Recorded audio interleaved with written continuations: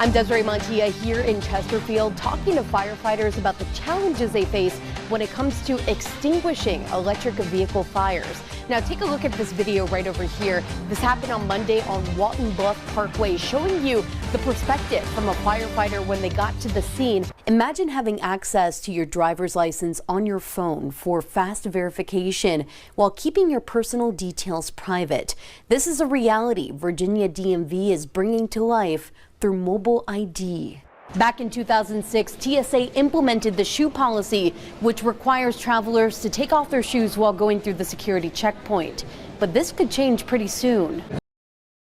Crews spent the day putting up fencing, cleaning, and boarding up the apparatus bay of the building used by the Ashland Volunteer Rescue Squad after a fire broke out, causing significant damage.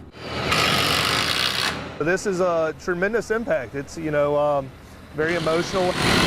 Piece by piece, the work starts to rebuild what was lost after a fire broke out inside the Ashland Volunteer Rescue Squad building on Thursday night. A passerby drove by and they were cognizant enough to notice that there was something abnormal going on inside the building. Captain John Cundiff with Hanover Fire and EMS says crews got to the scene on Duncan Street in 3 minutes and found 3 ambulances engulfed in flames.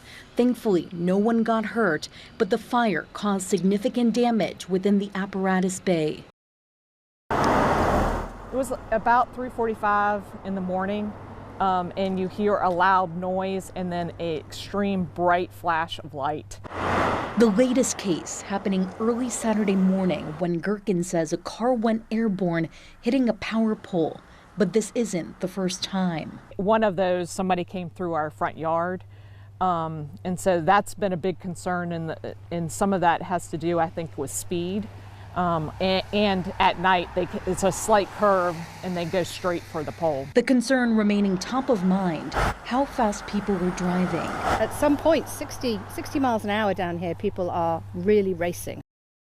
An anthem with a powerful message. Stay the course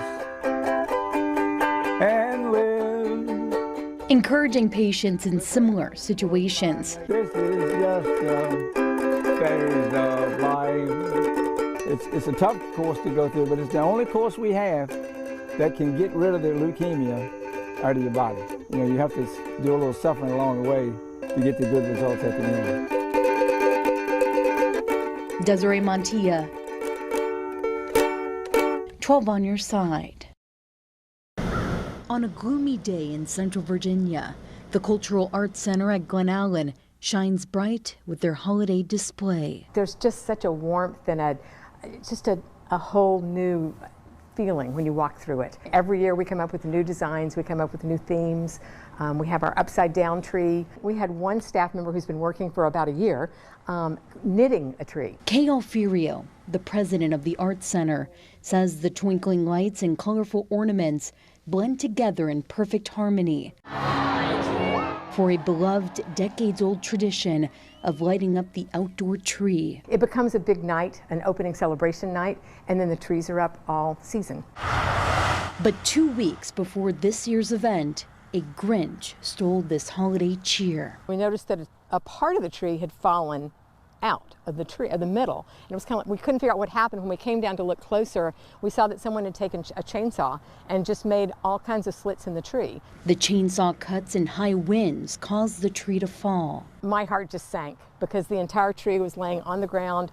The 8-foot star was already on top of it. The star was on the ground. All that's left is a stump, remnants of the branches, light bulbs covered in dirt, and a painful reminder of what was lost. I look at what's left of the tree that we've lit for over 20 years, and it's hard to imagine this 40-foot tree not standing. While there's still no answers on who did it, Kay is determined to make the best out of the situation. Henrico County was awesome. They jumped right in and said, we'll find a new tree. Friday morning, crews planted this new tree just in time for the tree lighting ceremony on December 6th. But the center needs your help to make the area merry and bright. We just want to make the whole area impactful, warm, and give it that new nostalgic feel. We're building new traditions. A moment uniting neighbors to keep the holiday spirit alive. They say adversity brings people together, and our staff so quickly came together and said, we have to make this work. We're going to create new opportunities. We're going to create a new event, an exciting event. And so it has brought us together. Desiree Montilla, 12 on your side. And action! 'Twas a couple of months before Christmas. With a bag full of toys, Ho, ho, ho, ho, ho. Santa's helper is making a stop in Mechanicsville, spreading holiday cheer and joy. The gratification from that is just, it's all about. For more than 4 decades, William Gibson has been assisting jolly old St. Nicholas in the North Pole, making festivities merry and bright. Action. Chris Kringle's trusty companion is taking part in the Salvation Army Angel Tree program. That's good. A task Gibson loves for one simple reason. The smiles and the satisfaction that it gives to the children, as well as the adults. A bright glow among the twinkling lights, giving Gibson a glimmer of hope during his darkest days. I've got stomach cancer, I've got bone cancer, I have lung cancer. Now I have 2 tumors in the brain that are bleeding, and it's progressively got worse. And they're telling me that I've only got multiple months, several months to be here. Through this prognosis, Gibson is finding purpose. I'm persevering.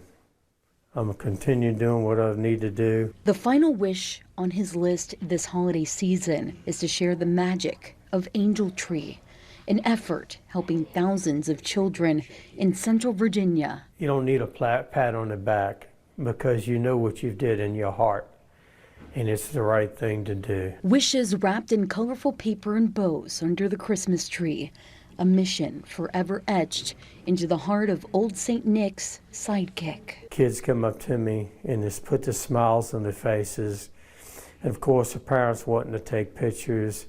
All of that is just, it really warms my heart. Being my honor, being able to do that for these children and the adults. Desiree Montilla, 12 on your side. Within the walls of Chippenham Hospital, doctors and nurses work around the clock to save lives. Mark Wetstein is one of the musicians on call. A group of volunteers using melodies as a form of medicine. Day-to-day life, you don't always get to feel like you have an impact on people, and so this is a situation where we feel like we do, and we kind of just help people feel better. Since November, musicians have been going room to room, using instruments to cheer up patients. Back to my home. A harmony striking a chord in Mark's heart. When I was in the hospital a year or so ago, they had therapy dogs come by. And it was about the coolest 5 minutes when I was laying there and the dog would come up and just put his head on the bed and let me pet him. That you get to escape for a few minutes from whatever you're dealing with at the time. Starting this summer, the nationwide program will officially launch at Chippenham Hospital, bringing a new tune to Bedside Manor. We have 3 floors that we rotate between. Pam McGee cherishes these moments, proving just how powerful music can be. The emotions that it can bring, even if you're not feeling well, how music can touch you. A rhythm Mark hopes will heal patients during a difficult time. But when you see how it impacts somebody who's not well and they're laying in their bed and they get a smile on their face or they cry or something, you know, they're really touched by it. Desiree Montilla, 12 on your side.